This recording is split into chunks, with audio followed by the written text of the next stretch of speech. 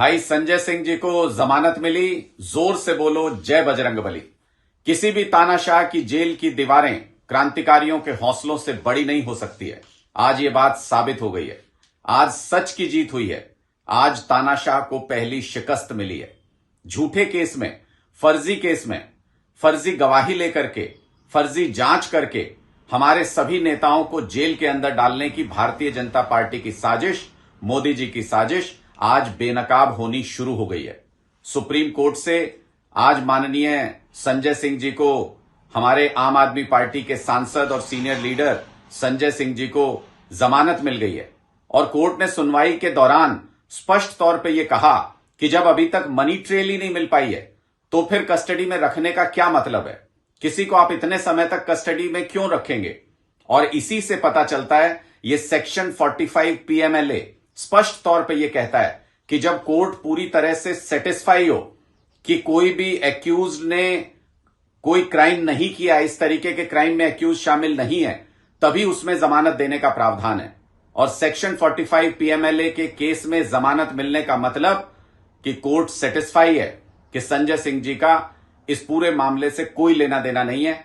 यह सारा का सारा मामला, हम पहले से ही कहते रहे हैं कि यह पूरा मामला फर्जी है, मनगढ़ंत है। आज आम आदमी पार्टी के कार्यकर्ताओं के लिए एक भावुक दिन है, उम्मीदों से भरा हुआ दिन है। हवा ने रुख बदलना शुरू कर दिया है।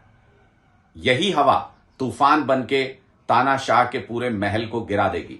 आप देखिएगा, धीरे धीरे आम आदमी पार्टी के सारे नेता जेल से बाहर होंगे और जिस मनी ट्रेल को लेकर के भारतीय जनता पार्टी लगातार छाती पीट रही है, वो मनी ट्रेल अब भारतीय जनता पार्टी की तरफ मुड़ गया है। हम बार बार ये सवाल पूछ रहे हैं, देश की जनता ये सवाल पूछ रही है कि शराब घोटाले के मुख्य अभियुक्त की कंपनी से जो 55-60 करोड़ रुपया भारतीय जनता पार्टी के अकाउंट में गया, उसकी जांच कब शुरू होगी।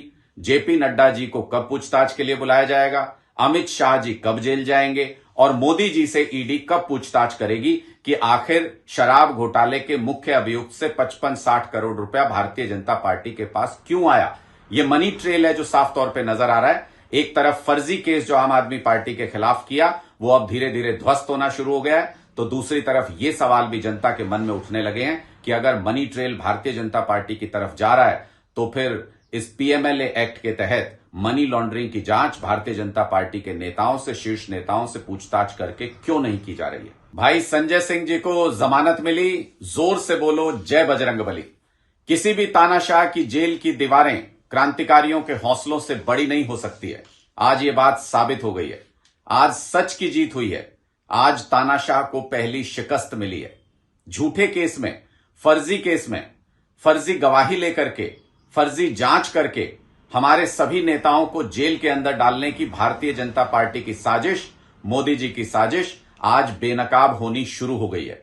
सुप्रीम कोर्ट से आज माननीय संजय सिंह जी को, हमारे आम आदमी पार्टी के सांसद और सीनियर लीडर संजय सिंह जी को जमानत मिल गई है।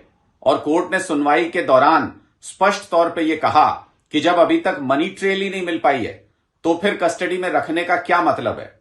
किसी को आप इतने समय तक कस्टडी में क्यों रखेंगे। और इसी से पता चलता है, यह सेक्शन 45 PMLA स्पष्ट तौर पे यह कहता है कि जब कोर्ट पूरी तरह से सेटिस्फाई हो कि कोई भी एक्यूज ने कोई क्राइम नहीं किया, इस तरीके के क्राइम में एक्यूज शामिल नहीं है, तभी उसमें जमानत देने का प्रावधान है। और सेक्शन 45 PMLA के केस में जमानत मिलने का मतलब कि कोर्ट सेटिस्फाई है कि संजय सिंह जी का इस पूरे मामले से कोई लेना देना नहीं है। यह सारा का सारा मामला, हम पहले से ही कहते रहे हैं कि यह पूरा मामला फर्जी है, मनगढ़ंत है। आज आम आदमी पार्टी के कार्यकर्ताओं के लिए एक भावुक दिन है, उम्मीदों से भरा हुआ दिन है। हवा ने रुख बदलना शुरू कर दिया है। यही हवा तूफान बनके तानाशाह के पूरे महल को गिरा देगी।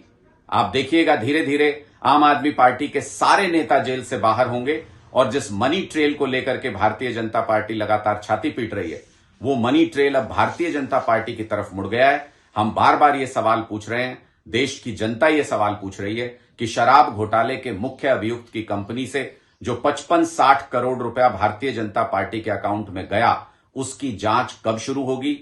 जेपी नड्डा जी को कब पूछताछ के लिए बुलाया जाएगा। अमित शाह जी कब जेल जाएंगे और मोदी जी से ईडी कब पूछताछ करेगी कि आखिर शराब घोटाले के मुख्य अभियुक्त से 55-60 करोड़ रुपया भारतीय जनता पार्टी के पास क्यों आया।